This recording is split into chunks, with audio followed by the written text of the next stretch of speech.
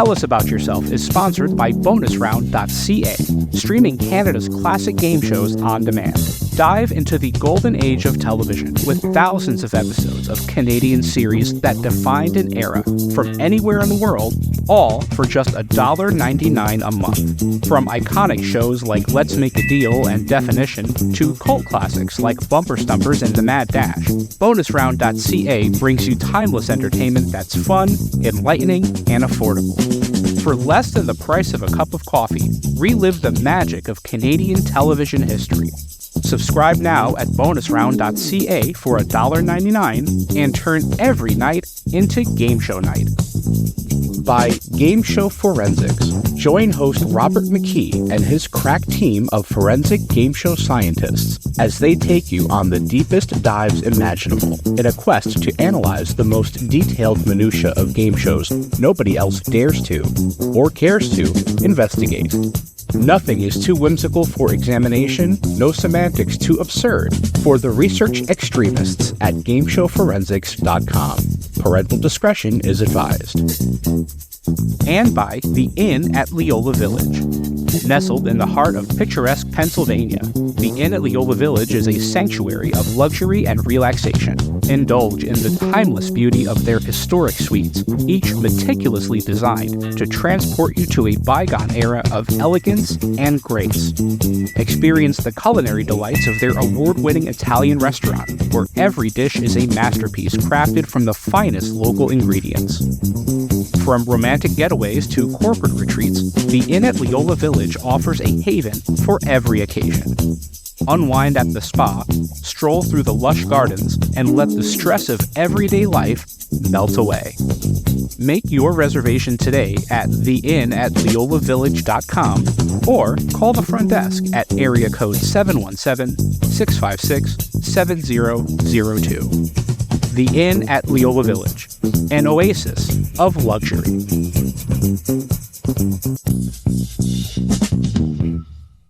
Tell Us About Yourself. Conversations with Game Show Contestants is produced in partnership with the Strong National Museum of Play in Rochester, New York, one of the largest history museums in the United States, and one of the leading museums serving families with highly interactive exhibits and programs. Since 1968, the Strong Museum has been dedicated to exploring the ways in which play encourages learning, creativity, and discovery, and how it illuminates cultural history. And their National Archives of Game Show History. Founded by industry veterans Bob Bowden and Howard Blumenthal, the archive is home to thousands of artifacts representing over 80 years of broadcasting, including props, set designs, video interviews with game show professionals, and other iconic elements from the history of television at play. For more information about the National Archives of Game Show History or the Strong National Museum of Play, visit museumofplay.org or call area code 585-263-2700. Blue 35.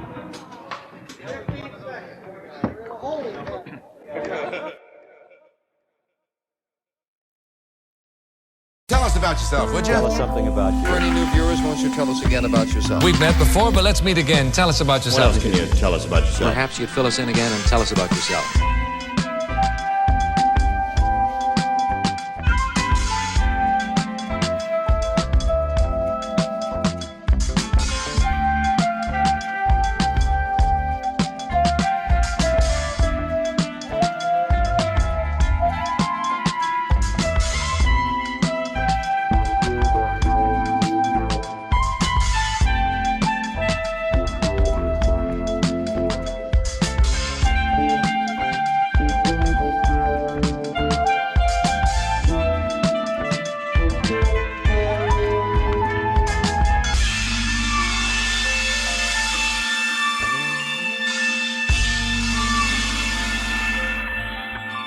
My name is Kyle Hirshon. I am from Long Island, New York, and I am a news writer. What part of Long Island are you from? I am from Comac, so in the middle of Long Island, there's a stretch between Nassau County and Suffolk County. I am just getting into Suffolk County. I am familiar with it. My wife was born in Bayshore, And then she lived yeah. she's from Suffolk County. So she was born in Bayshore, and then she lived around Kakuma for years and years before she moved up here. Yeah, I used to work over in Bayshore.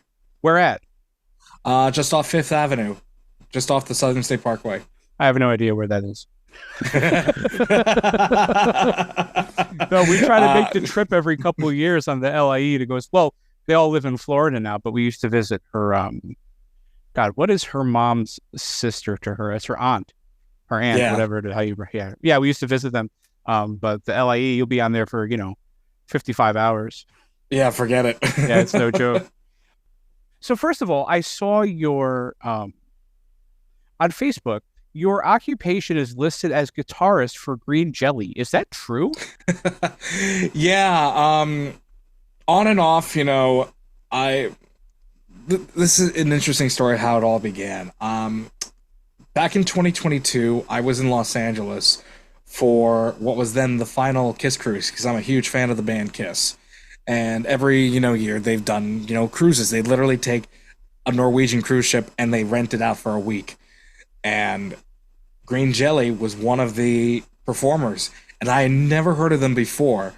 And then I look on the website where they, tell you the lineup and everything. You had like LA Guns, Bruce Kulick, Lita Ford was also there. And then the final band was this little thing called Green Jelly.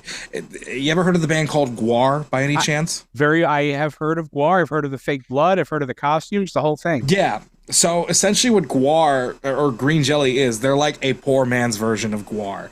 They have like these characters that have like costumes that are made out of foam and duct tape. And they do punk songs. Their most popular song is called Three Little Pigs. And it was like a big thing in the 90s. It was like on MTV. It got like Grammy nominated and stuff like that. Well, no, don't get it twisted, Kyle. I'm familiar with Green Jelly. I just wanted to know if it was true. Yeah, no, so I'll tell you the only two solid things I know about Green Jelly. One, they did the soundtrack for Spider-Man Maximum Carnage for Super Nintendo. They did the whole soundtrack. Yes, Carnage rules. One of my favorite songs to play. I love that game with the red cartridge. And then the other thing I think I know, if I'm remembering correctly, do you get green Jello thrown at you during shows? No, thank God, no. Was that ever a thing at some point? I don't know, but the last gig that I played with them, Bill decided to hand the audience pool noodles. And at the end of the show, one of the guys got up to my guitar and started like hitting the strings with the pool noodle. Like, you know what? Let this guy have some fun. I'll do the chords. Let him hit it. And he's doing it in time. So, I figured, okay, let's. But Bill Manspeaker after the cruise asked me if like, hey, if we come to New York, New Jersey, or Pennsylvania or something, would you like to come and jam with us? And I'm like, sure, yeah, absolutely. So I've done 4 gigs with them in the last year, and I'm doing a couple more in the summer. So I can't wait for it. Well, wait a second. On what basis did he ask you if you wanted to jam with them? How did you get in? How'd you get in there? Well, we found each other on Facebook. Wow. I became friends with a bunch of the band members. They're really cool people. Despite looking all scary and stuff like that, they're really cool people. They've got like a Discord server and everything. They game, and so they're just like and then Bill asked me, it's like, hey, would you want to be in the band? I'm like, yeah. That's how he apparently gets all of his band members. He recruits them on social media, and they have like the Guinness World Record for like the most active band members. And I even have like a number. I'm like member 1,120 something. I don't remember, but he literally gives them a number for what band member number they are. It's so cool. That's incredible. It's awesome. That is awesome. Let's talk about entertainment for a minute. My wife, as I mentioned, my wife is from Long Island. And so as required by law, we are enormous fans of Billy Joel in this household. And we're enormous fans of Howard Stern in this household. Yes. And maybe you have no opinion on this, but maybe you do. What about Long Island makes such solid entertainers? There's something about the type of like comedian or a musician, just entertainer in general, that comes out of Long Island. It just has a different kind of sheen to him or sheen to her. You know, it all depends on, well, it's really based on a sense of community, because we're used to the people, in Hollywood, glitz and glamour and stuff like that. But then you have people like Jerry Seinfeld, Kevin James, Sure, all Amy these Schumer, people, yeah. Amy Schumer, all these people that come from an area that you are familiar with. They had the same growing pains. One of my favorite celebrities is Rosie O'Donnell. I adore her. Same here. I mean, Rosie is just the sweetest, and she graduated from the same high school that I graduated from, so a little bit of history there. But it's the sense of familiarity. You get where they come from. They don't come from Beverly Hills or Rodeo Drive. They come from the local bagel shop and get the bacon, egg, and cheese, salt, pepper, ketchup on a Kaiser roll. They grew up on that, and they never really lost it when they became big. There's something special about those who come from Long Island. There really is. There's something about, I don't know if it's the water or what, but there's something about the people that come from Long Island that and I'm from Connecticut originally, so maybe it's just that idea of family or community that's really sort of emphasized on Long Island that I sort of resonate with, because I grew up around Puerto Ricans and Italians, which are, to me, are just like the ultimate family people. So I think it just resonates with me. And now, fast forward, I'm 35 and I have a wife from Long Island, which, in retrospect, makes perfect sense. I was looking for that my whole life but did not realize it. Yeah, our blood is encrusted with pizza, bacon, and bagels, really. It's just, we all have that sort of, whether it be, a spot, either you're in Massapequa at the All American Drive-In, or in my case, the Bagel Chalet over by where the Long Island Arena used to be, where Peter Frampton recorded his Frampton Comes Alive record, actually. So where my local Target is, that's where Peter Frampton recorded probably the most adventurous record of all time. So there's history right there in itself. Are you the kind of game show fan that also identifies that sense of history in the different studios and facilities that these shows are recorded in? Like, I think of Television City. I think of like the Price is Right being there for 50 years before they moved. And when I went, I could feel the ghosts of all the other shows that had been in that room. It was a very real experience. Is that something that resonates with you, that concept? Yeah, it's when I went to, a great example was I went to see the $100,000 Pyramid when they were taping in New York. I went with a couple of friends, and it was a tiny space, but I remember it was the same building where Who Wants to Be a Millionaire was taped. Right. So for whatever reason, I still felt like I saw the arches, the glass floor, the hot seats, even though I was in a completely different area of the building. I still felt like this was where television history was made, and then of course, when I was on Wheel of Fortune, being at stage 11 in Sony, seeing the studio that I had watched religiously for 20 years at that point, being able to actually stand on it, and not be whisked away by security, Sure. It's mind-blowing to say the least. And I'm just glad I got to do it at a very young age, because I still remember it like it was yesterday. Sure. And Wheel of Fortune is one of those shows that, I think it is, I would say Wheel of Fortune, Jeopardy, and The Price is Right are the big three in terms of shows that people dream of being on. And, getting to see yourself on set and spinning the wheel, just having that experience is just like a fulfillment of a lifelong, want. What kind of game show fan were you growing up? Did that type of TV mean a lot to you when you were younger? It's great. When you lived on Long Island, you had two opportunities to watch Jeopardy and Wheel. At the time. Connecticut too. I used to get it on oh my God, it was News Channel 8, but it was the ABC affiliate here in Connecticut. And then I used to get it oh my God, what was Channel 55? What were the letters? WLNY. I used to see it at oh my God, was it 6:30 or 7 o'clock? Yep. No, 7 o'clock Connecticut, 6:30 on Long Island, right? Yeah, it was 6 and 6:30 were Jeopardy and Wheel on 55, and then on ABC, in the case ABC 7 in New York, it was on at 7 and 7:30. Right. I didn't care if it was the same episode. I watched it again because I liked the show so much. George, you ever do the thing where you're watching it near like a parent or something, and you say the answers because you just saw it half an hour ago, and it freaks them out? the ancient New England pastime. Yeah, and my folks are just like, what? Well, yeah, right. How the hell did you know that? I know. Oh, let me guess. I'm a big fan of Dr. Zhivago. Christian, you're 11. Yeah, I know. I'm an old soul. yeah, exactly. I say that a lot. No, it was like I watched the show religiously, and there was even a point where it's like I got in trouble. My parents would take away my privileges of watching the show, but I would still sneak in my room and watch the show anyway. Hell yeah. So I mean, you know, it was just embodied my embodiment as a child, and I kind of revolved around it. And you know, when I finally got the chance to attend a taping, I was 7 years old when I attended my first taping of Wheel.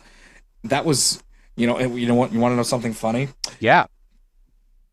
One of the episodes I saw in person was Cory Anotado. You were the audience for Cory's episode? I was. In fact, I was. Does he know? I think he does. I'm pretty sure I've told him about it, but I remember how it kind of like all started, because in like 2003, when Wheel was celebrating their 4,000th show, my dad bought this snow globe.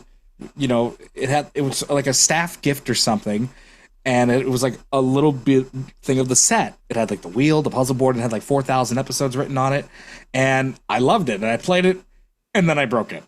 Oh no. And then my dad had no idea I had to get another one, so he wrote the show, and Mark Corwin wrote back and sent another snow globe, which I still keep safe, in my cupboard downstairs. And he wrote this, like, he gave me his business card and everything. It has email and his phone number and stuff like that. So when it was announced that Wheel was coming to Philly, my dad hit up Mark Corwin to see if we can get tickets. So he gets us VIP Gold Star tickets. So I'm not sure if you remember what the old ticket stubs used to look like. Back in the day? Oh, yeah. I still have a couple of old Price is Right stubs. I think maybe they look different than other ones. But yeah. It had a VIP and a Gold Star attached to it. Now, at the time, the venue was called the Wachovia Center. It's now the Wells Fargo Center, if I'm correct. Right. We were escorted to the very front of the house, front row. We were seeing everything. I met Charlie. I was like, there was nobody in front of me. I had the best leg room ever. It was perfect. And we saw 3 episodes that day. I forget the first one, but the second one was Cory's, and the third one happened to be the famous flip-flop episode with the $100,000 win. So not only did I get to see my favorite game show in person, I got to see someone win the grand prize. The whole place went nuts. And this is so... I don't know what was wrong with me at the time, but I was a big fanatic with confetti. Okay. So some of the SAR confetti that shoots out came near my section. So when the cameras were off, but without trying to get in trouble, so I grabbed some of the STAR confetti and put it in my pockets. That's incredible. Do you still have it? No, it's long gone at this point. Oh, and then man, I would have put it in an envelope or something. That's awesome. I know that I would have brought it to the museum.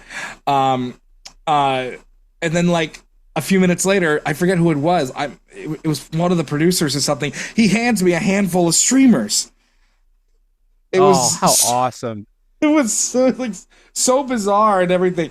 And then, with this, VIP ticket, we got to go on stage and take a photo in front of the wheel. And my whole family is there with Pat and Vanna, and we take a picture. And I'm on cloud 9. I could die happy. I was good to go. I was 7 years old, but I was ready. Sure. But well, all 7-year-olds are ready for Wheel of Fortune. That's one of those shows that. So again, talking about other shows, Wheel of Fortune and The Price is Right, to me, are the two shows that treat their fans the best. And, there are such rabid super fans of both shows. And I feel like, and Wheel of Fortune especially is just so accommodating to those people that really, really, really love their show. I mean, there was a point, I think there was a point in time in the history of like The Price is Right, where the super fans were sort of not welcome, or at least they felt less welcome. And I think it was around the time of that perfect bid during the showcase where, somebody apparently gave the answer out of the audience, or I remember that. And I'm saying that like I didn't interview both of them, but it was but back when it was a controversy, it was a thing, like, did he do it himself? Did he cheat? Was there someone in the audience? So for a long time, I think that people who had such fascination with the details of the show were seen as like a liability. But I don't think Wheel of Fortune ever went there with it. I've never seen them be anything but accommodating to those fans. It's when I went to Philly, and then 3 years later I went to New York City at Radio City Music Hall. The staff, they knew that I was a young fan, and I had like all this knowledge of the show, and I knew people. I knew Mark, I knew Charlie. It was, it felt like a second home in a way, and then when I finally got the chance to be on the show as a contestant, it felt like I was coming home in a way. Yeah. That's a sensation that I've heard. I've heard a lot of contestants describe that feeling of, I've watched the show for 10, 15, 20, 30 years. And when I finally get to the studio, it's familiar to me, to that degree. This is where I spend, half an hour every day for years upon, for years upon years. And, just that immediate sense of home. I mean, I felt it on The Price is Right. I've talked about it a couple times, but the first thing I did when I walked in, I was on one of the last Bob Barker episodes. So they filed the audience in. I was first in line. And the first thing I did, I don't know what compelled me to do this, but I did two things. I went up the stairs onto the stage and just laid down on my back and stretched out like a starfish. And I felt like I was absorbing all the energy from the floor. Like everything I've ever loved has taken place on this floor. You know what I mean? I was just absorbing it. And to your point about the confetti, I took my name tag. I realized that the contestants' row displays were, they were electronic displays, but the colors on them were fabric. So I took my name tag, put it on one of them, ripped it off. So I had some of the fibers from contestants' row on my name tag, and I put it back on. And to this day, like if you look at the tag, like there's blue fibers all over it from when I did the. I put it on contestants' row. It's just something about these shows, right? And I'm sure you, being a fan of the type of music that you're a fan of, being a Kiss fan, you understand not only the feeling of like returning to the womb when you see these people that you love so much and these shows that you enjoy so much, but also the value of being able to take a piece of them home. Memorabilia, pieces of the wheel, one bid cards, and The Price is Right. They're so generous with what they consider to be little pieces of cardboard or paper, but they mean so much to people like us. Even the tickets that you were describing, it's just such sentimental value, right? It really is. I mean, even though I didn't win, the show, the memories, and of course, I got to take my name tag home. I'm holding it right now, actually. The fact that you look at everything and it's like, oh my god, this is just what I imagined, and getting to touch the wheel, getting to touch like the armrests where you put your hands, and the buzzers, and Pat's like 5 feet away from, not even 5 feet away from you. It's just in the beginning, when I was just taking it all in, it was almost like overwhelming in a way, but once we got settled in, it felt like it was second nature. I honestly felt like when I was playing, I felt like I was playing like the video game, because I played like the PC game and the Wii game like religiously. I played that to practice, and it helped me tremendously. I've talked to a few Wheel of Fortune fans in the process of doing this show. I'm almost we'll be at episode 100 this year, which I'm super proud of. But I've talked to a lot of people, and I've talked to a lot of Wheel of Fortune fans, and I would ask, what is it about Wheel of Fortune that attracted you at such a young age? And the answer has more or less become the same. It's a variation of, and it makes sense to me. It's a large, spinning, colorful wheel. It's laughter and applause and sounds. It's a very shiny set, and it's a word puzzle. It's a puzzle that no matter what age you are, you can look at Hangman, and your brain will automatically tell you, "Hey, let's play. I bet you could fit. I bet you could fill that out." It's just it's the perfect game for TV. I don't know if it's the perfect game show. I don't know in terms of like the entire presentation is like the perfect show. I think there are a couple other contenders for that. But as far as a game that's made for television, oh my God. It was like a match made in heaven. Yeah, and that's exactly right. It's kind of like why, I got into it. It was the wheel at the time, the puzzle board, when people would solve it, it would like chase and flash, and I was like, ooh. And I was, I was just enamored with, all the glitz and glamour that wheel had to offer. Oh, sure. And state of the art for that time. It doesn't look like it, but really state of the art. Every season that went by, there was some new technological, advancement. I was, fortunate enough to be around for a couple of months during the final months of the Trilons. I was around when they introduced the electronic puzzle board. Right. And that was like a blockbuster, news everywhere. That this was like the biggest change in the history of television, like wheels gone digital, and stuff like that. Oh yeah, and much more innocent times that could be the headline. It was really wonderful. Exactly, and that's the thing. People didn't really give a damn of what people thought and stuff at that time. People just enjoyed watching the show. Yeah, and seeing everything that was inside. I tend to lean more towards like the late 90s version because honestly, with all I'm still a fan of the show today, but some of like the gimmicks, it's a little bit of a hot take. Some of the gimmicks like the prize puzzle and stuff like that, I feel like that's not necessary to be part of the show. I like when they had like just the simple 5 envelopes, one could be $25,000 and stuff like that. Right. I like the simplicity of the game.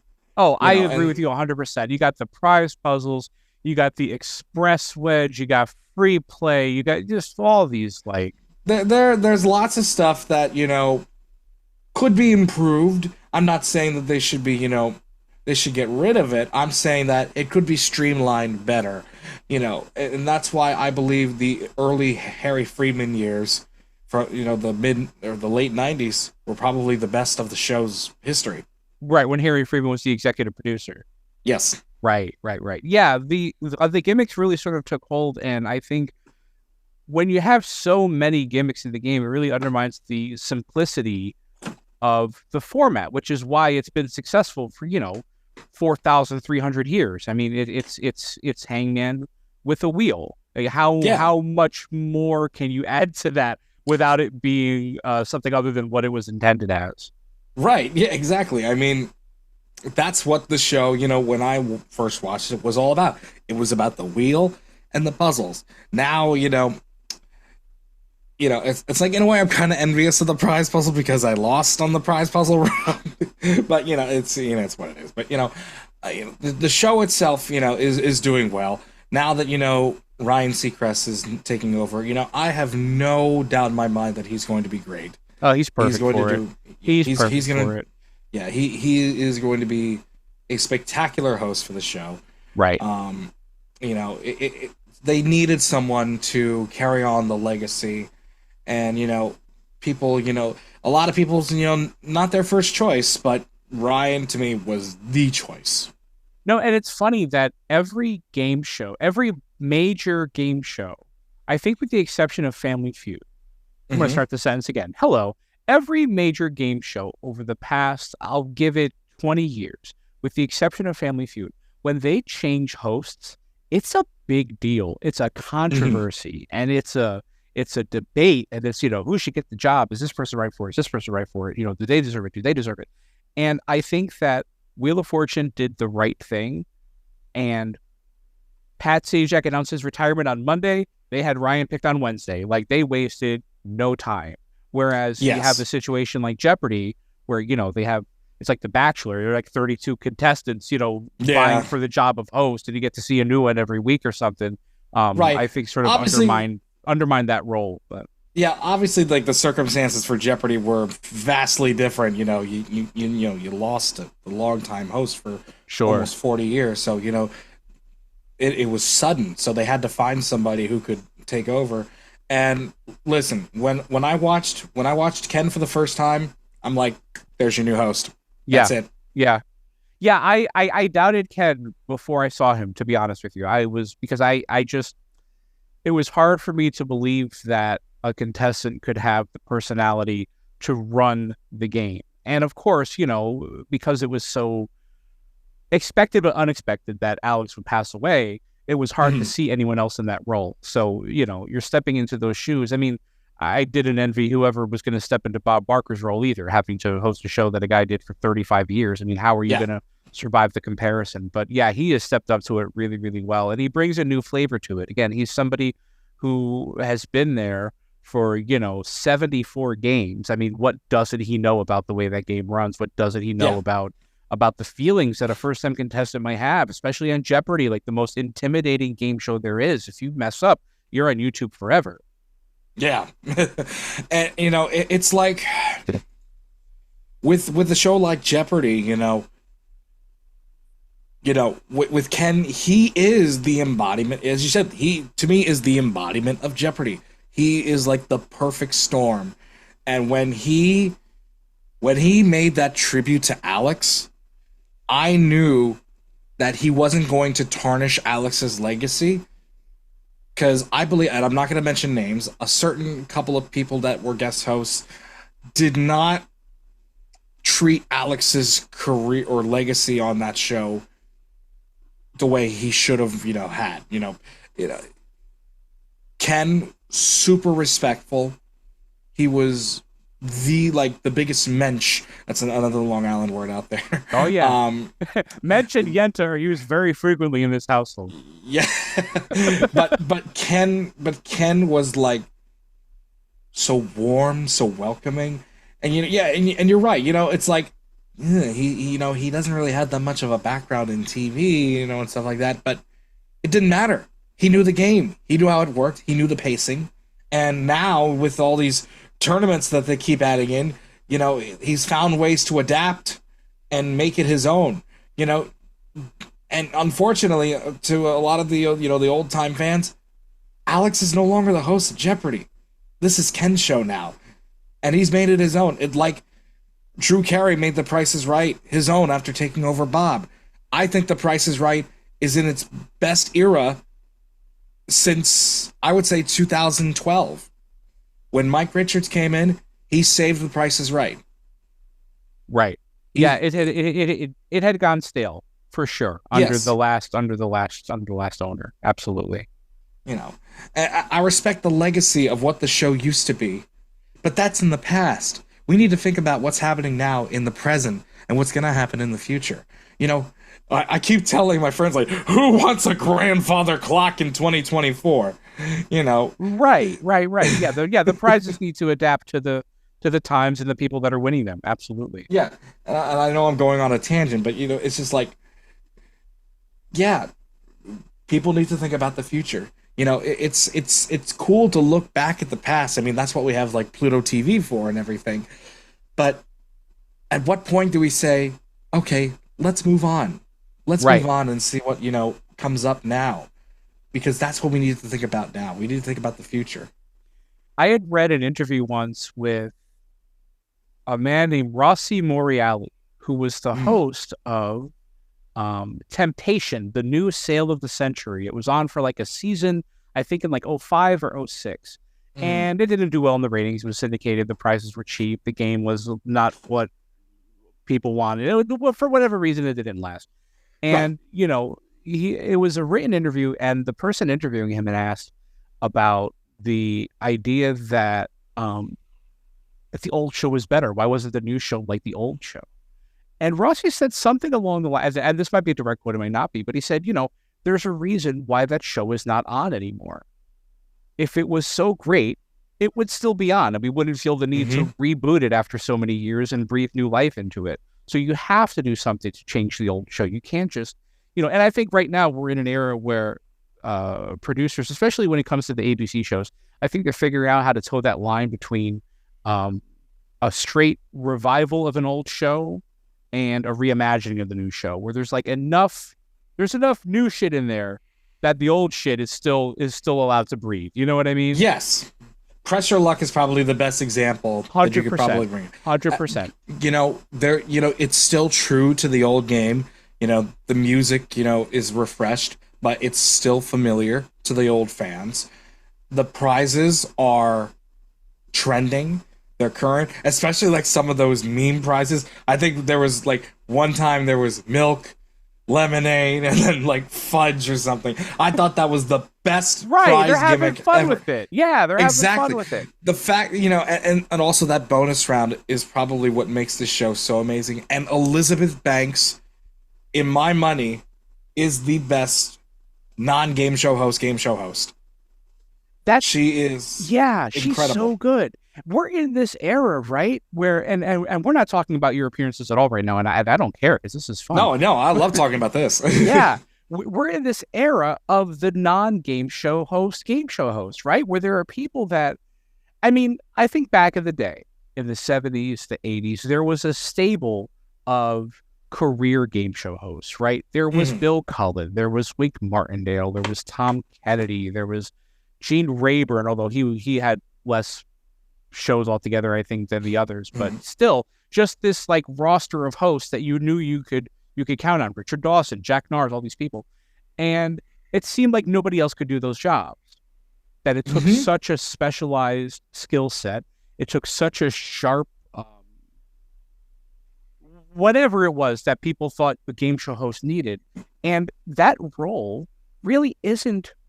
It doesn't exist in that form anymore. As long as you are somebody who is welcoming and someone who knows that you are not the star of the show, and as long as you have that ability to guide nervous contestants through that experience, it helps to be a little bit famous. But those, to me, seem to be the skill sets that are in demand among game show hosts these days. And a little bit of improv.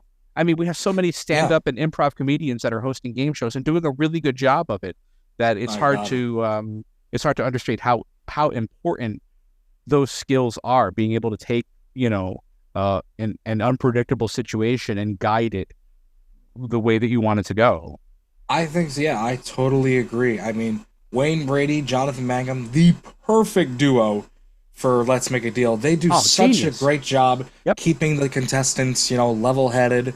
But when they want to rouse them up, they do it perfectly. I think really improv comics could, if improv was not their thing, they could be a game show host because they know how to come up with things on the spot. Yeah, they know how to. Yeah, they know how to, change gears at a moment's notice. It's that's why Let's Make a Deal is so popular. That's why The Price is Right with Drew and George is so popular. Leslie Jones with Supermarket Sweep did well for its time. Elizabeth Banks is doing really well for Press Your Luck. And I'm, psyched for the new show that's coming on ABC, Lucky 13 with Shaquille O'Neal. I'm psyched with what he's capable of doing as a host because we know what he's like on the court and as an analyst for, inside the NBA, but this is a new realm for him, and I'm excited to see what he can do. All right, now here's where you lose me. I do not think Shaquille O'Neal is going to be a great game show host, and I can. Really? I listen. I'm all about believing in people. I'm all about maybe he learned what it takes. Maybe he has it. But just something about it. I think this is probably a failing on my part, but I think that Shaquille O'Neal is too much of a character to be a host for a proper game show. It's like having Borat host a game show. You know what I mean? Like he's just too much of an emblem of a character. You know what I mean? You might as well get like I understand, fucking Captain Crunch up there. Yeah. I totally understand. Yeah, this guy is like 9 feet tall and a big basketball player. But the guy is intelligent. He knows what he's talking about. Oh, 100%. For sure. No knock on his intelligence whatsoever. He is very, very smart. Absolutely. I mean, we can cut this bit out. I'm not saying this because I might be a potential contestant on the show. Uh-oh. Yeah. I won't say a word. We will. Yeah. Wait, hold on. I'm going to clap. That's a cut. Okay. Yeah, thank you. Yeah, sure. I have something to tell you that I need to cut out once you're done telling me what you're going to tell me. Okay, yeah. But yeah, I mean, it's, I think Shaquille will be, I'm not saying he's going to be great, but I know he's going to do all right. I know he's going to carry the show. So I'm very excited to see what he can do.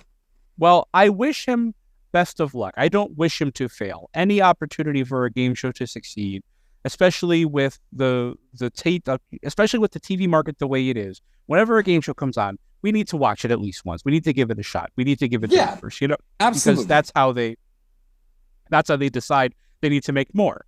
All right, I gotta cut, but I'll tell you. So you mentioned the old Wheel of Fortune puzzle board, the Trilon puzzle board. Yes. Do you have any idea what the plan was once they retired that puzzle board?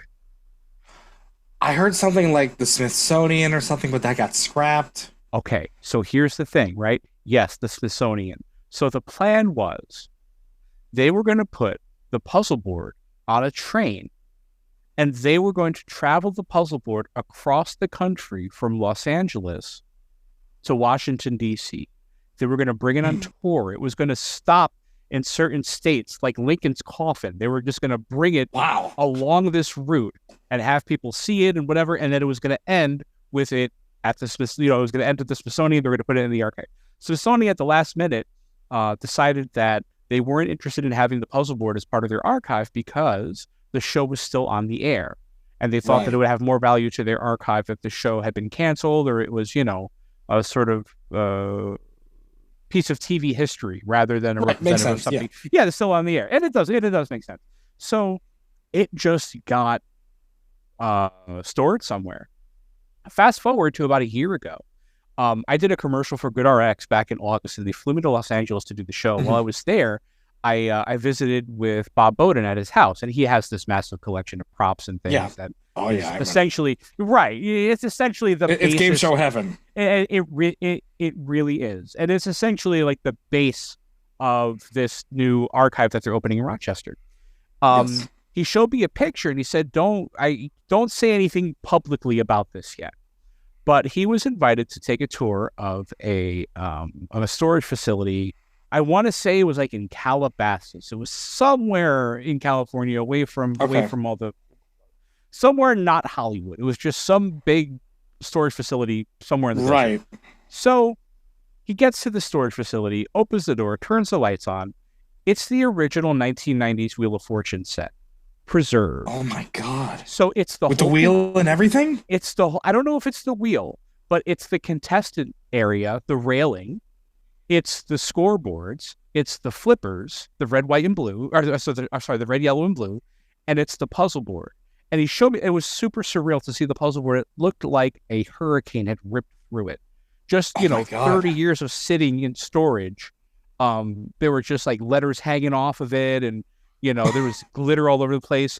And looks down at his feet, massive crate. It's all the letters from the puzzle board. Oh my God! So they haven't said anything about it yet, but they're planning on restoring it and making it part of the archive, a thing that you could see like in person. Oh, that'd be awesome! Right in Rochester. Isn't that incredible that it's still it still exists? I'm amazed. I thought they just trashed it or something like that. No. Yeah, so when they decided not to do the train thing, they just like put it in storage, and I guess it was just forgotten about. But it was there, and it's in good hands now. But yeah, I was amazed to hear that it was still it had still existed. Wow, I can't wait to see it in person then. Yes. If they're gonna do it. Yeah. Wow. Tell me about your contestant experience on Wheel of Fortune. You'd watched the show for so many years. You finally got the chance to be on the show. What was that process like? Were you nervous for the process? Explain all that to me. Yeah, so essentially it started out as my friend Robert had been on the show, and he became this viral sensation. He sent me a message saying like, hey, I heard the show is coming to Brooklyn to do final auditions. So if you want to give it a shot, I would say apply now. So I go out on the website to fill the application, fill everything out. And then they ask for either a video of yourself, explaining why you want to be on the show and everything, or a headshot. I did the photo for 2 reasons. One, I had done a video previously, and I was far too young, in that. I think it was like 17 when I made that video, because I was trying out for like a teen week. Right. And also it was 2 a.m. and I was in bed in my pajamas. And I didn't feel like, I didn't feel like making a video, I just did it on my cell phone, and I thankfully I had a headshot, ready to go. So I sent that in. And about a week later, I get an email with, saying, hey, you have been invited to come to the Sheraton over in downtown Brooklyn to do an audition. Call this number to reserve your spot. And I immediately call and I reserve my spot. I call again just to make sure I got it, because I didn't want to mess this up. So 3 weeks later, I drive myself to the Sheraton in Brooklyn. And, I wanted to make a good first impression. So I dressed in a full-on suit, like I was going for a job interview. And, lo and behold, I was probably the only one in that room wearing a suit. Everyone was wearing, business casual, like khakis and collared shirts. I'm like, okay, I've got a tie on. But there was somebody there who wore, like, an American flag suit with, like, red, white, and blue everywhere. So I'm like, okay, at least I didn't completely overdress. No, and you don't think that was a mistake, do you? Because I don't think that's a mistake at all. You can never go wrong. And I think an experience like that, especially for something that you respect, you can never go wrong overdressing a little bit. Exactly. There's no problem with overdressing. There's a problem underdressing. Oh, yeah. You can't fix that. Yeah. So I sit in the front row, and the contestant coordinators show us like this little video. There's like a little mini wheel off to the side, and they do a portion of the game where they call people like bingo style, and they spin the wheel, and they want you to be like loud as possible. And I'm going to move my mic away for a moment. Yeah. So it's like, Kyle, you landed on 500. What do you want? I want a Q. Stuff like that. They like I was. I didn't say like that. Yeah. They want you to like scream. They want you to clap your hands until your hands are bleeding. Like they want the most out of you. It felt like it was boot camp in a way. And well, that's a good answer to the question that people have sometimes about these shows, about game shows in general. Do they make you scream and jump up and down and say whatever they want you to say? Like, do they make you do that? Yes, they want you to be excited. Sure, and there's some natural energy to it as well. But I mean, especially a show like Wheel of Fortune, there is some coaching. They're making TV, so that's kind of behooves them to do that. It's fair. It's not like they're making you like a robot in any chance. I mean, a lot of everything that I did was natural, but of course there were there was some coaching to make it a bit more polished and stuff like that. So once that portion of the audition was done, they make you do the dreaded 5-minute written test. They give you 16 partially filled in puzzles, and you had 5 minutes to complete them. And I don't know exactly what all the puzzles were, but everybody's was different. I got about 8 of them correct in about 5 minutes, which I thought was pretty good. And then, when I told, my friend about it, he's like, okay, 8's probably, I think, the minimum to pass. I'm like, okay. So after, it was 8 out of how many puzzles? I'm sorry. 8 out of how many? 16. 8 out of 16. I thought you said 60. No, so wait not a second. 8 out of 60. 5 minutes to do 60 puzzles. Yeah. It's like one. That's right. Cat, dog, bread, box. Yeah, something along those lines. Yeah, but no, 16 partially filled in puzzles. You had to solve as many as you could in 5 minutes. Once they finished grading, it took like maybe 20 or so minutes. They started calling names for people to stick around, and my name was not picked. So I thought, okay, I don't think I made the cut, but they ended up saying this, which caught my attention. Some of you may not be staying with us, but some of you, we will definitely be seeing you in Los Angeles. That caught my attention. Oh. So I thought, And then after once everybody's, talking and everything, I go to, I think her name was Alex. I go to her and I ask, okay, how long does it take for me to, find out? I say, okay, it usually takes about 2 weeks. You'll get a letter in the mail if you got it. And if you don't hear anything, then you can try again in a year. I was like, okay, sure. So I go home, I wait 2 weeks, nothing happens. And around that time, it was like the 4th of July, so okay, mail's going to be delayed. About another 5 days goes by, nothing happens. So I had this thing on my phone where you can see what mail you're going to be getting, every morning. Sure. And I remember the day, it was July 11th, 2016. I looked through my email, nothing, from Wheel of Fortune and everything. But what they don't tell you is not every bit of your mail was scanned.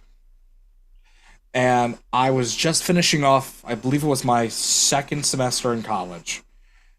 And I was at home for the summer, and my dad was like, Kyle, you better come down here. And I'm like, oh God, what'd I do now? And my dad holds up this letter, and on the letterhead, it said Wheel of Fortune. I'm like, oh my God! Oh man, the golden ticket. It's like, I know they don't send rejection letters, so what I did, actually, I went live on Facebook opening the letter, and I was shaking. I was so nervous because I knew I got it, but I just wanted the clarification. I'm like, congratulations, you're going to be a contestant on Wheel of Fortune. And my dad and I, we were just like laughing and stuff. Like we were just having a blast just reading that letter. And thankfully, I still have that letter, preserved. It's just, wow. And now this is where the predicament comes in, because they tell you they can take between now and 18 months from when you get the letter. So, a couple months go by, August, September, October comes by, and I was in the middle of a class. I was actually doing a TV production class at the time, and I was directing an exercise. And that day, I don't know why, but I was just having a rough day. I messed up like 3 times, so this was my 4th take. And I decided, to film myself. I decided to film myself, for like a reel. And while I was filming and while I was, directing the show, I get a notice on my screen that says Wheel of Fortune taping November 10th. And my eyes bug out, my eyebrows go crazy. I freeze for like 2 seconds. And then my technical director snaps his fingers, brings me back in the room and is like, oh God, take the still, stuff like that. Yeah, back to reality. That's such an incredible way to find out, though. And I think I saw this video. It's like your reaction to reading the email. Yeah, it was like I freeze for a few moments, but then I go back to the show like nothing happened. So after the exercise was over, I go to my professor and it's like, I have to step away. I have to call my father. And I show him the email and he says, call him now. So unbelievable. I run out of the building. And I call my dad and he doesn't answer immediately because I never call him. The only time I would call him is if there was like a problem or an emergency. So I call him and it's like, Dad, you need to call me right now. It's urgent. So he answers like maybe he calls me about like 3 minutes later and he says, hello. He's like, you got into an accident, did you? And I'm like, no, Dad, I just got my tape dead. And he's like, oh. So and this was, by the way, this was like 3 weeks before we needed to get out there. So we didn't have much time at all to prepare for, our trip. And obviously, they didn't pay for the flight or the hotel. I mean, they gave us a very generous discount for the DoubleTree in Culver City. And I love the DoubleTree because of the cookies. So we just had to stay there. Oh, they do. Yeah, DoubleTree does have good cookies. They have them at the front desk, right? Yeah, it's the chocolate chip walnut cookies. That's right. They are so good. I used to work at a Fairfield, and we did cookies and brownies. I think they're all Oh, under the same like umbrella. They're all like I think they're all yeah, like like they all Hilton or Hilton? something like Yeah, that. they are. Yeah. They are. They're all Hilton. Yeah, so a few weeks later, we decide to, go to LA a couple of days early. One, because I wanted to get used to the time change. I'd never been out to the West Coast ever. So I wanted to get used to the time change. Two, I had some friends from San Jose and Sacramento coming down to be my supporters in the audience. And they took me out to like all of Los Angeles. They took me to Beverly Hills. They took me to In-N-Out Burger for the first time.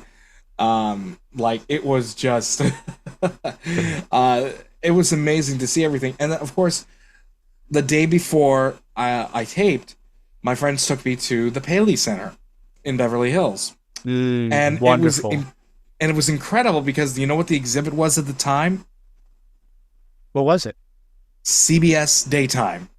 Oh, you saw it So- all. So we had Bold and the Beautiful, The Talk, The Young and the Restless, Let's Make a Deal, and The Price is Right in one building. So we spent like the next 3 or 4 hours playing car pong and spun the big wheel. Nobody cared. Nobody threw us out. We just had a blast. I was in heaven. Oh, that is incredible. Yeah, the Paley Center is such an incredible resource. I haven't been to the one in Los Angeles, but I used to spend days at the one in New York. Mm. Unbelievable. I was there for the 35th anniversary press event for Wheel of Fortune in 17.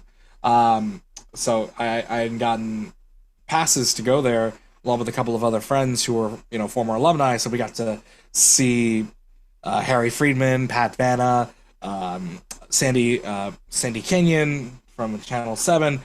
It was just incredible to see all these, artifacts from the show. So going back to Los Angeles, so what's funny was when I got back to the hotel, I almost hurt myself in the elevator. I almost hurt my hand in the elevator holding the door for somebody, and her name was Ashley, and she had her mother with her, and I made the joke like, "Oh, I gotta protect my spinning hand," and she's like, "Oh, are you gonna be on Wheel of Fortune too?" And I'm like, "Yeah, are you?" And she's like, "Yeah." So for like the next 10 minutes or so, we chat about talking about the show and everything. She tells me she's from the middle of Kansas. She's got 3 kids and a husband, and she's like, "Oh wow, that's so cool. Well, I'll see you tomorrow then." Sure enough, when we get to the studio around now that night, I did not sleep at all. I was petrified, excited. I lost like maybe 5 or 10 pounds in the bathroom that night. I don't blame you. It's like Christmas Eve. How could you sleep? Yeah, it's like, I was just I was just ready to get out there and play. So around 2:30, I'm just, lying around, checking my phone, and then, around 5 o'clock, I was like, okay, you know what? Maybe it's time to get myself ready. A shower, shave, get all my outfit together. And then all of a sudden, my dad and I get into a huge argument because he started reading the contract, and not the contract, like the documentation that you get, agreement. the agreement, and it says that even you're not guaranteed to be on the show. So he's trying to put it into my head like, oh, you're not going to be on the show. It's like, you're not guaranteed. It's like, Dad, why are we even here?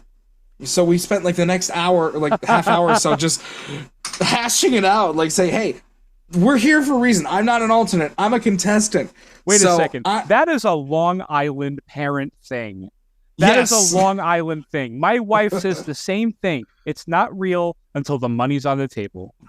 Exactly. That is a Long Island thing. And she's downstairs. I don't know if she can hear me or not, but yeah, that is a definite thing. But I also feel like it prepares you for anything that might happen. I think when they set in agreements, and I've learned this not firsthand, but I've seen it invoked. if you get to the studio and you're high or you're drunk or you're tired or you didn't wear what they told you to wear, they can send you home. You're not guaranteed. And really, that just guarantees that if they see you and you're not in shape for the show, they send you home, you can't sue them and say, hey, you owed me this, this experience, this opportunity. Yeah. And that's why, I wore, nice pair of slacks, dress shoes, a nice button-down shirt, tie, and a sweater vest. That's what I wore. And so I knew that I was getting myself ready for the show, and I was making myself TV ready. I had, cut my hair, because if you know me, my hair is, long, and on the show, there was, nothing. Right.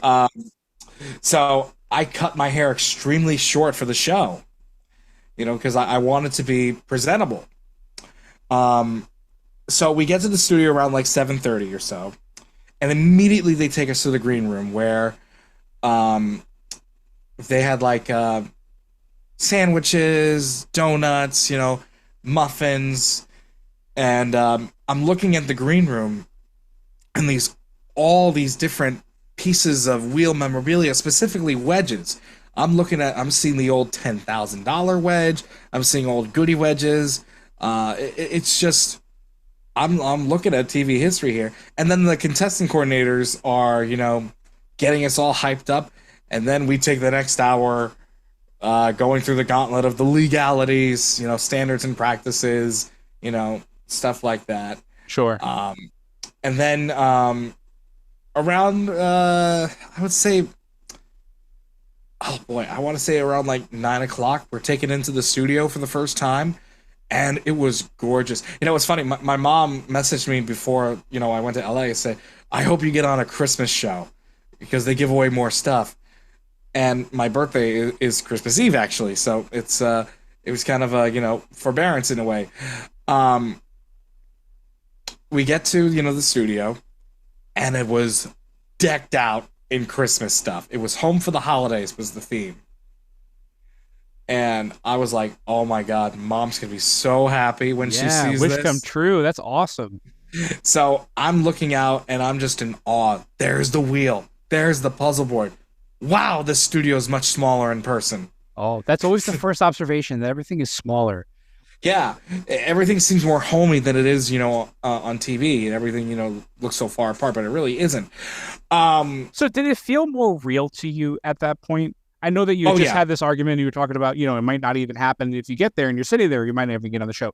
But once you get there and you see the stuff, it feels more real, doesn't it? Yeah. When you get in the studio, it is freezing cold. Yeah. You see all the lights. You see the puzzle board is ready to go. The wheel is all lit up. They took the tarp off so, we could get there and, practice, spinning the wheel and everything. And then, we get to do what's called our hometown howdies. They'll say, hey, watch me on this channel, whatever, stuff like that. Right. And I decided to go first. I wanted to set the tone because I was, at the time, I had this ego where I'm like, hey, I'm studying TV. I know what I'm doing here. Oh, I can do that. I can do that too. No, I couldn't. It's a hard lesson to learn, but it's worth it in the end. Yes. So I go up there first and I set the tone. It's like, hi, I'm Kyle from Comac. Watch me play Wheel of Fortune on ABC7. It's like, one take wonder. That's perfect. And then afterwards, they let us do a practice spin. And I'm like, yeah, let's go. I'm trying to pump everybody up. It's 9 in the morning. We are tired as hell. And I spin the wheel. And now remember, it had been nearly 10 years since I touched a wheel. And I was not strong at all. The fact that I was able to get the wheel around once was a miracle. And the fact that I also landed on the $1 million wedge, I thought that was an omen. Oh, that's awesome. It has to feel like an omen for sure. It really did. And I got super excited. And then once everybody was done, we all went back to the green room. And then this was when they picked what show you're going to do and what spot you're going to take. They already predetermined, who's going to play against who. It turns out that I was playing against Ashley. Oh, so, the one who tried to hurt your hand. Yeah. The one who tried to sabotage your spinning hand. Exactly. Yeah. So we looked at each other and we were just like, "Oh my God, are you serious right now?" And we were actually very excited to be playing against each other. And they determined the show in a very, very fancy way, state of the art. Ping pong balls in a Home Depot bucket. That's right. So somebody from the show, or like one of the contestants from each episode, would be picking the ball, and Ashley went up and she picked 6. So we were the last show to tape that day. So it didn't matter, if we wanted to stay in the building or not. We were going to be there for the entire day, and I was super excited about that. Well, I bet. I mean, you get to watch the show. Yeah, because what they tell you is if you like one of the first 3 episodes, you have the option to leave, when they clear out the audience. You can stay if you want. And I didn't have that option. I had to stay regardless, but I was happy about it. I was going to watch 5 episodes of Wheel of Fortune being taped, live. Well, let's talk about that for a second. That choice, right? Yeah. You, if presented with that option, you always stay, right? Oh yeah, I would have stayed regardless. Oh, absolutely. I can't imagine, even if you were already selected to be a contestant on the last show of the day, I can't imagine it would look good to say, yeah, I'm going to go get a burrito. I'll be back. You know what I mean? Yeah. Maybe just stay on the set of Wheel of Fortune for a little while. Yeah, no, and just take everything in and everything. God forbid, you miss out on a huge moment. Right, right. Or you trip and fall or something and hurt your knee, and then you can't do the damn show. Exactly. And the first episode really set the tone because her name was Jenny. She won the show, and she ended up winning like $90-something thousand in cash and prizes. And I'm just like, oh my God, how are we gonna top that?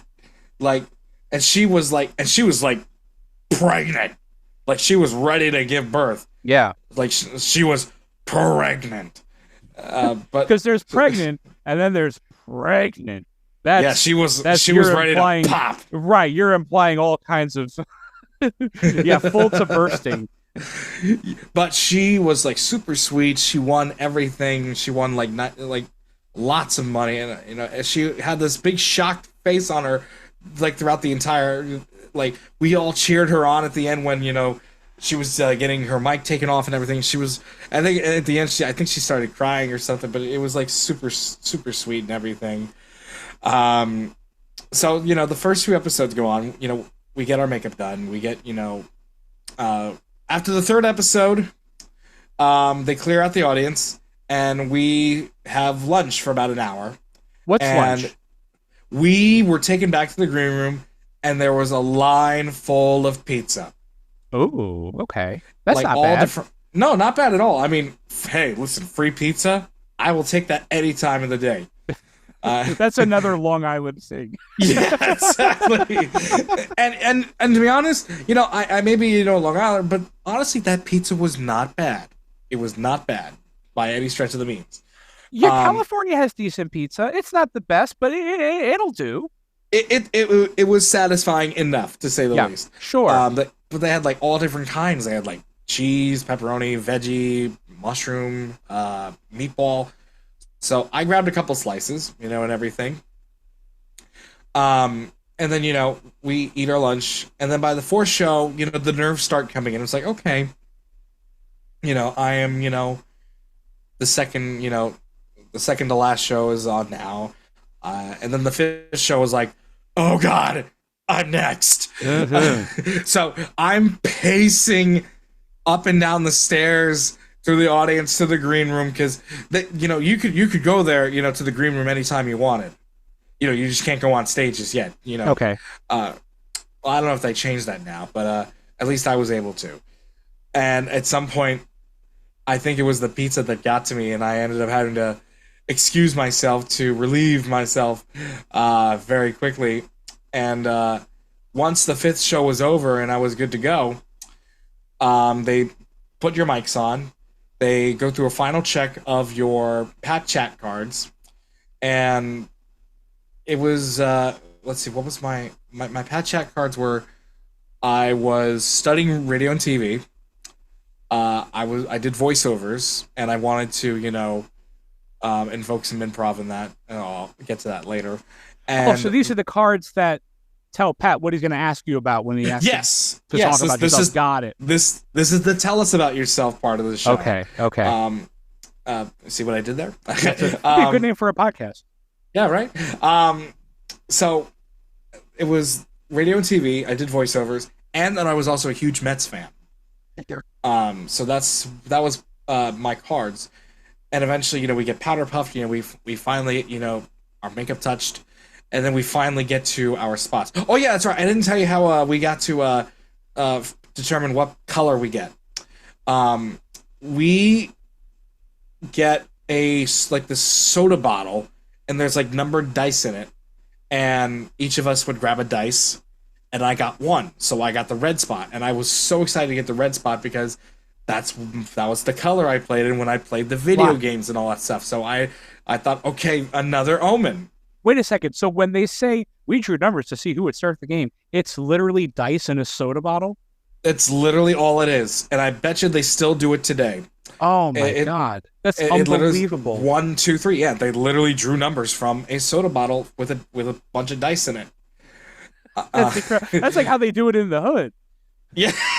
Again, state of the art. That's right. Unless you roll trips. If you roll trips, you win automatically. Then you do the show. You just win. Oh, snake eyes. Right. Where's that insurance marker? That's right. But no, we finally get on stage. Now, this is another thing. I'm sure you obviously know this, as a long, game show contestant and everything. You cannot talk to your family. You cannot talk to anybody in the audience. You can't talk to anybody in the crew. You have to be silent. And I'm a social butterfly, and that was hard. Yeah. That was hard to stay silent. And I couldn't tell my dad, like, hey, I'm the last show to tape. Just stick around. And apparently my dad was having this emotional breakdown. But when he finally saw me, he was slumping in his seat again, another Long Island parenting. Right, the Long Island parenting. But I think it's such a useful mindset to employ because it guards you against any possible disappointment. There is disappointment lurking around every corner when you're on your way to becoming a game show contestant. Somebody could win $100,000 before you, bust the budget, and have you sent home. It can just go like that. Really? Yes, exactly. Yes. But the fact that, I'm now walking to the spot where thousands of other people have been on, 6,000, in this case, I remember the episode, it was 6,513. 6,512 other people have been in my spot 30 plus years ago. Now it's my turn. They roll the intro, Wheel of Fortune, the chant, and then we all start applauding, and here comes Pat and Vanna. Pat comes right towards me. He goes, hey, gang, everybody should have those buzzers. Let's get ready for the toss-up. Oh, they're getting right into it. Oh, my God, that's so nerve-wracking. It's go time. That's so nerve-wracking. Oh, my God, when I was on The Price is Right, I was one of the first four. They called me down, and I don't remember anything. I remember standing up and jumping and going crazy, and then I look up, the doors are opening, Bob Barker's walking out. I don't hear anything because it's all the crowd. Everybody's just cheering and going insane. And then I see Bob Barker's lips move. He points. I look to the right. Two stagehands pull open these two panels, and there's a washer and dryer. Okay, here we go. And it's, you know what I mean? It's just get right down to it. Exactly. And that's what it was kind of like.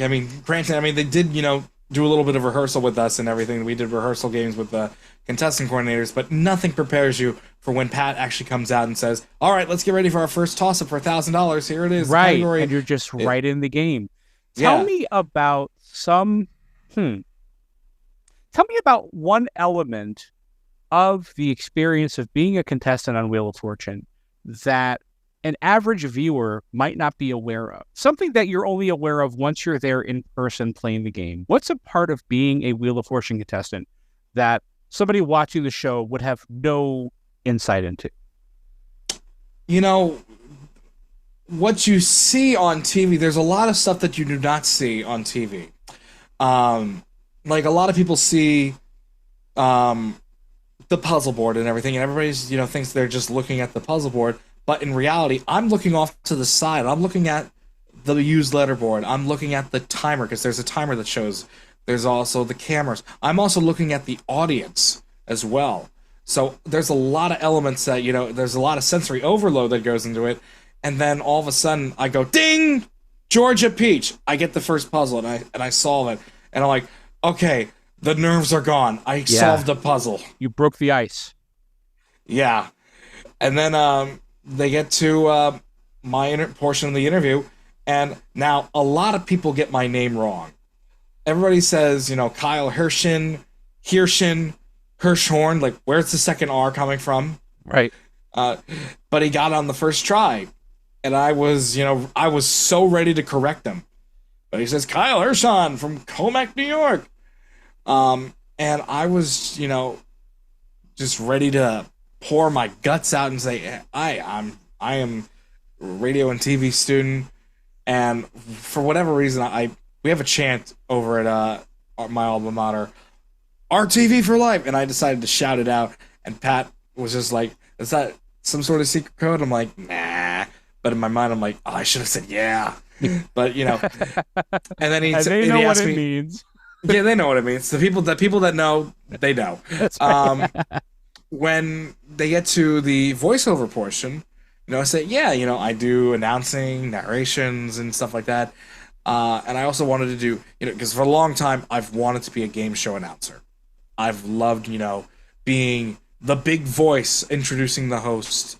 I've wanted to be like George Gray. I've wanted to be like Rich Fields. I wanted to be like Johnny Olsen, like those big voices that you would hear on TV, because they're the first voices you hear before the big host. Sure. Well, they set the tone. They set the tone.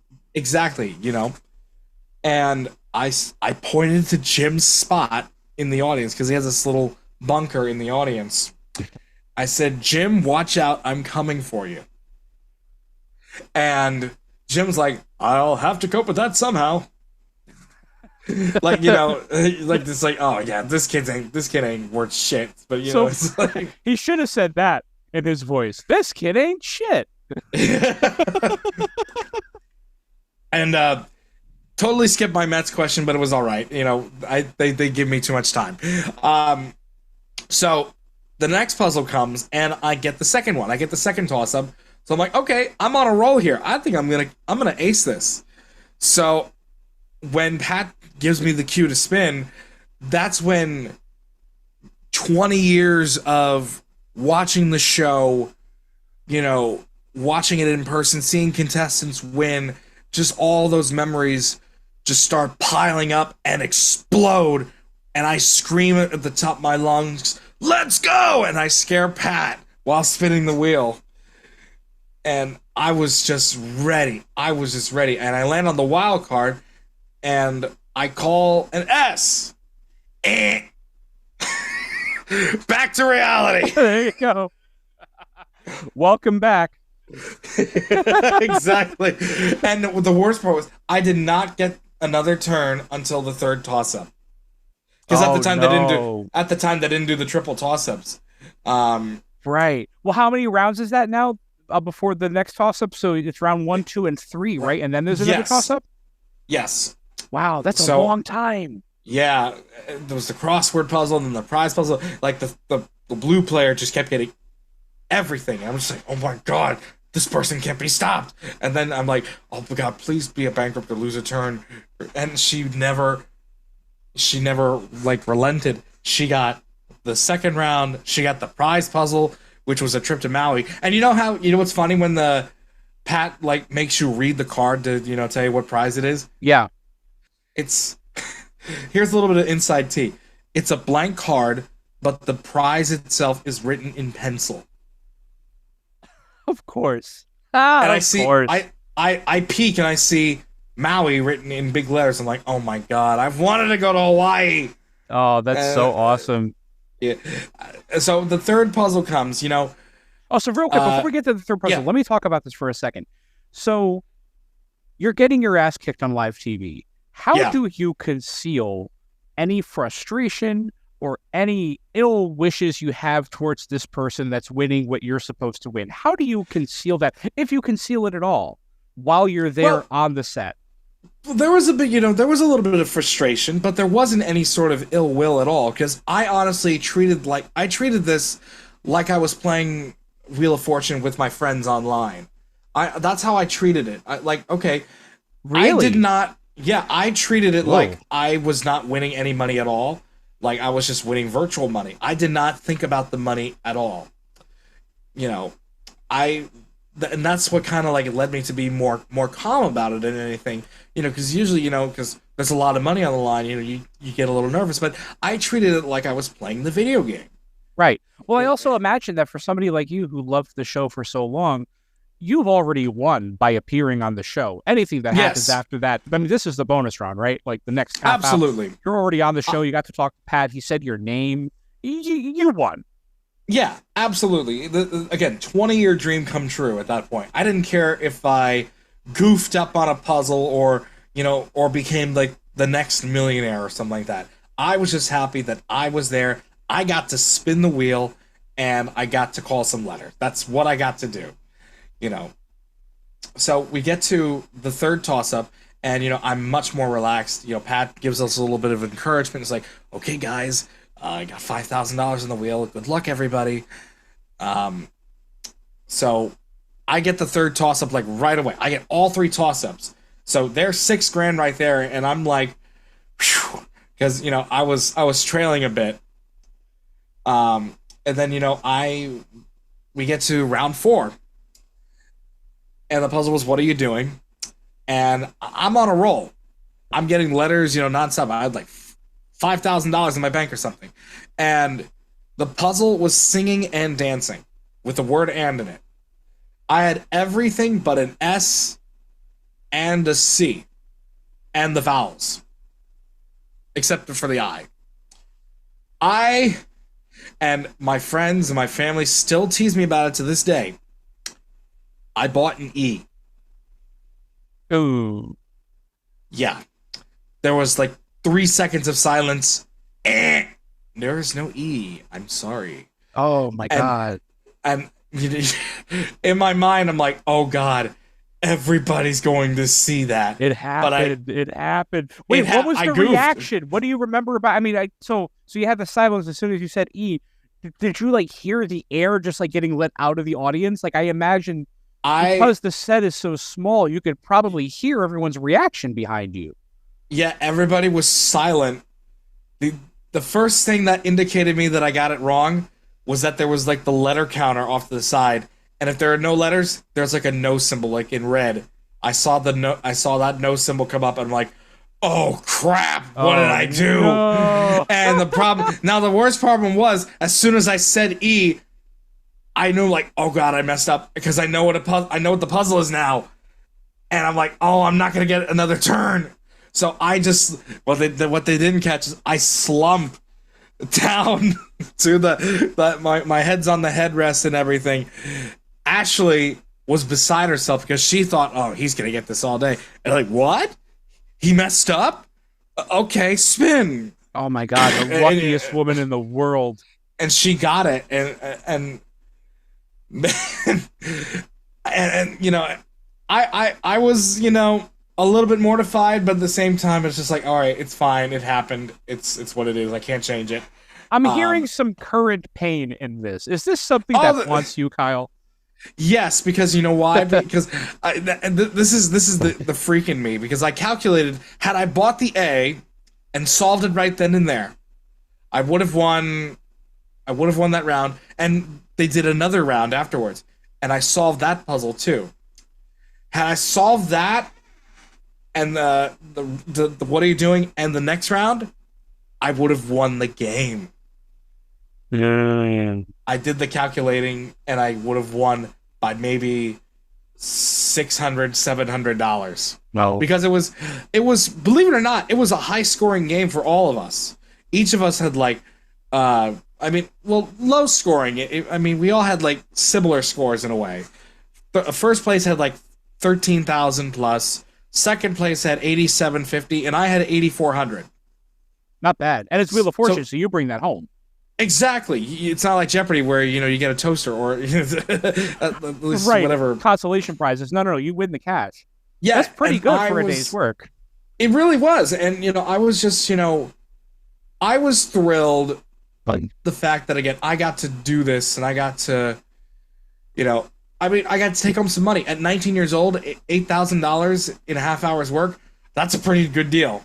Oh, it's an excellent deal, for sure. And again, fulfilling that dream of being on Wheel of Fortune. I mean, one of the aspects of being a contestant, that whole experience that I've become more in tune with in the process of doing this show is the idea of camaraderie. And it comes up a lot when it comes to Jeopardy, how there are these contestants who stick together even after the experience, and they stay friends, and they have this experience in common, and so they build friendships off of that.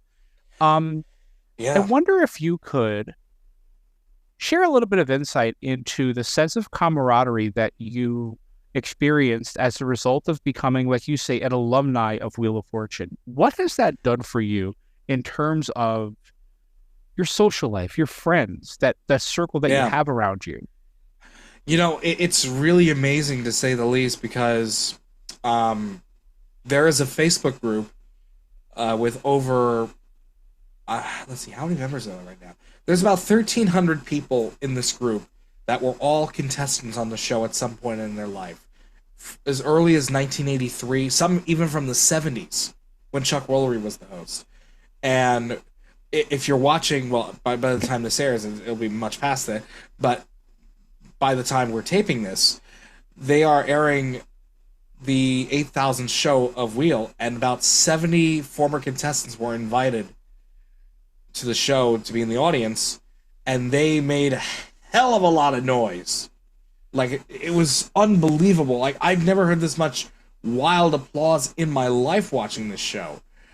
And, after, we were all done, we all had dinner together. We all exchanged phone numbers, social media.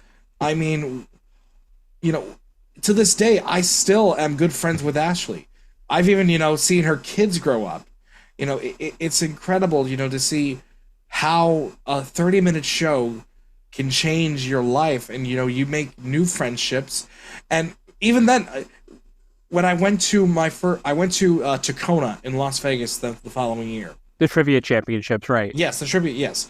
And I got to meet former Jeopardy champions, former Wheel contestants, people that worked in the industry.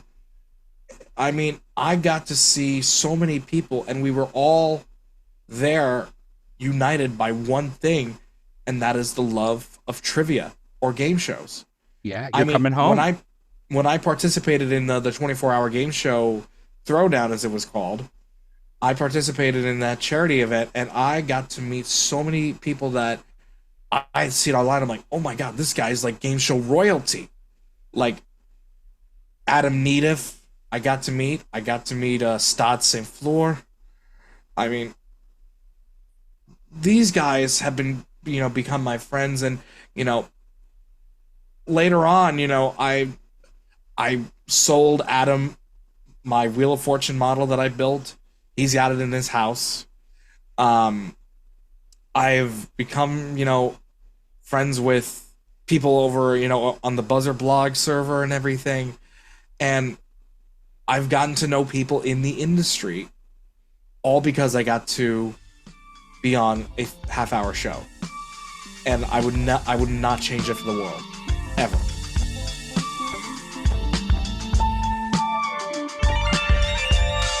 Tell Us About Yourself.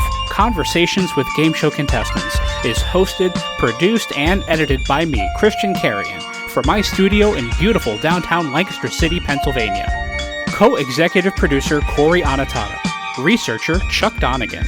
This has been a production of BuzzerBlog, the most popular game show website in the world, in partnership with the National Archives of Game Show History at the Strong National Museum of Play in Rochester, New York. For more information, visit museumofplay.org. Thank you so much for listening. I'm Christian Carrion. Good night.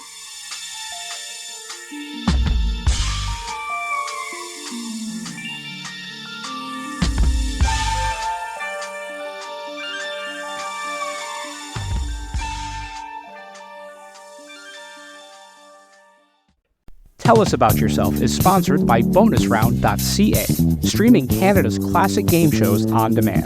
Dive into the golden age of television with thousands of episodes of Canadian series that defined an era from anywhere in the world, all for just $1.99 a month. From iconic shows like Let's Make a Deal and Definition to cult classics like Bumper Stumpers and The Mad Dash, bonusround.ca brings you timeless entertainment that's fun, enlightening, and affordable.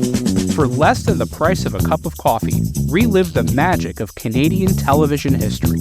Subscribe now at bonusround.ca for $1.99 and turn every night into Game Show Night.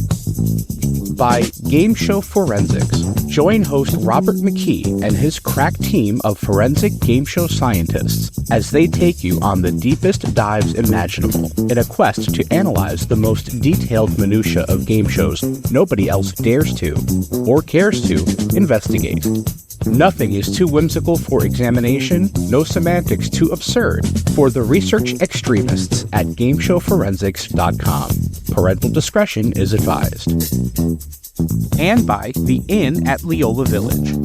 Nestled in the heart of picturesque Pennsylvania, the Inn at Leola Village is a sanctuary of luxury and relaxation. Indulge in the timeless beauty of their historic suites, each meticulously designed to transport you to a bygone era of elegance and grace. Experience the culinary delights of their award-winning Italian restaurant, where every dish is a masterpiece crafted from the finest local ingredients. From romantic getaways to corporate retreats, the Inn at Leola Village offers a haven for every occasion.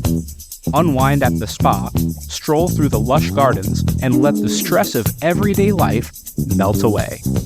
Make your reservation today at theinnatleolavillage.com or call the front desk at area code 717-656-7002. The Inn at Leola Village, an oasis of luxury.